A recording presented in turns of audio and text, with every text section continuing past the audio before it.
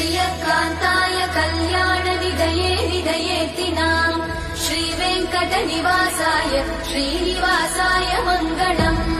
लक्ष्मी सविभ्रमालोकसुभ्रूविभ्रमचक्षुषे चक्षुषे सर्वलोकानां वेङ्कटेशाय मङ्गलम्। श्रीवेङ्कटाद्रिशृङ्गाग्रमङ्गलाभरणाङ्गये मङ्गलानां निवासाय श्रीनिवासाय मङ्गलम्। सर्वावयव सौन्दर्य सम्पदा सर्वचेतसां सदा सम्मोहनायास्तु वेङ्कटेशाय मङ्गलम्। नित्याय निरवध्याय सत्यानन्दचिदात्मने सर्वान्तरात्मने श्रीमद् वेङ्कटेशाय मङ्गलम्। स्वतः सर्वविदे सर्वशक्तये सर्वशेषिने सुलभाय सुशीलाय वेङ्कटेश